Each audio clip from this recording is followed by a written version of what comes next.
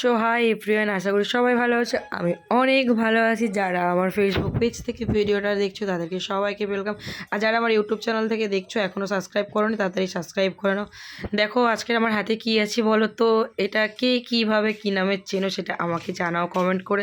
হ্যাঁ, আজকে তোমরা নিশ্চয়ই টাইটেল আর থাম্বনেল দেখে বুঝেই গেছো আমি কী রেসিপি বানাতে চলেছি।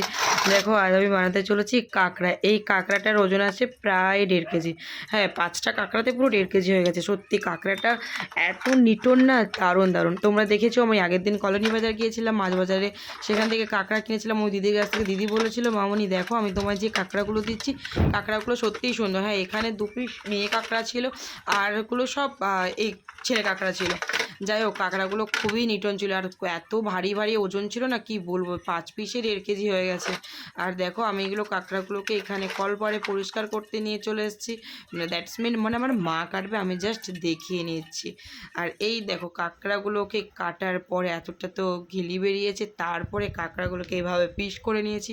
দাঁড়ার মুখগুলো আমার ভালো করে ভেঙে দিয়েছে, ভালো করে কেটে কুটে সাইজ করে নিয়েছি। দেখো কাঁকড়া না আমার কাছে একটা সেই লেভেলের খাবার। অনেকের বিরিয়ানি পছন্দ, এটা পছন্দ, সেটা পছন্দ, কিন্তু আমার কাঁকড়া বিশাল বিশাল পছন্দ। মানে কাঁকড়া খেতে আমি বিশাল ভালোবাসি। আমার মতন কারা কারা এরকম কাঁকড়া প্রেমিক আছে, লাভার আছে, তারা কমেন্ট করে কিন্তু নিশ্চয়ই বলতে থাকবে। আর আজকে দেখো আমি বানাচ্ছিলাম কাঁকড়ার টক ঝাল। যেহেতু আমি বাজারে গিয়ে পাকা তেঁতুলও কিনেছিলাম, সেটাও তোমরা দেখেছো।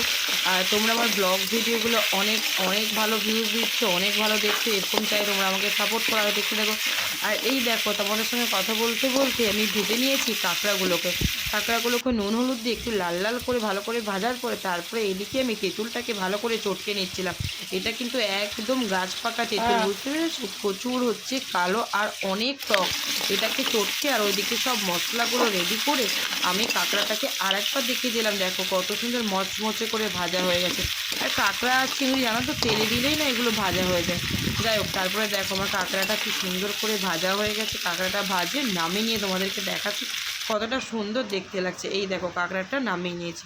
এবার ওই কড়ার মধ্যে আমি মশলাটা কষিয়ে নিয়েছি। দেখো মশলাটা তোমাদেরকে দেখালাম না, সবাই যেন আদা রসুন জিরে ফোড়ন, তারপরে হচ্ছে সরষে বাটা যা কিছু দিয়ে মশলাটাকে কষতে আমি ঠিক সেভাবেই মশলাটাকে কষিয়ে নিয়েছি। তারপরে দেখো কাঁকড়াগুলোকে দিয়ে ভালো করে কষিয়ে নিয়েছি আমার। হ্যাঁ, আমি যখন মশলাটা কষছিলাম সেই সময় কিন্তু নর্মাল জল না দিয়ে আমি কিন্তু ওই টক তেঁতুলের জলটাই দিয়েছিলাম। তোমরাও সেই সময় টক তেঁতুলের জলটা দিতে পারো, দিলে না মশলার সঙ্গে কষতে কষতে দারুণ একটা মানে টেস্টি লাগে খাবারের মতো। তারপরে দেখো এদিকে আমার কাঁকড়ার ঝোলটা ফুটে গেছে, এত সুন্দর ফুটে গেছে, কি দারুণ ছিল, মানে দারুণ, মানে জাস্ট দারুণ ছিল। তারপরে দেখো নামিয়ে নেওয়ার পরে কতটা সুন্দর দেখতে লেগেছে। আর হ্যাঁ, আজকের আমার কাঁকড়া রেসিপিটা কীরকম হয়েছে, আমার মেনুটা কীরকম ছিল, সেটা তোমরা কমেন্ট করে বলতে থাকো। আর যাদের যাদের কাঁকড়া খেতে ভালো লাগে তারা আমার বাড়িতে ঝটপট চলে এসে আজকের মিনি ব্লগটা কীরকম ছিল সেটা কমেন্ট করে জানিও। টাটা।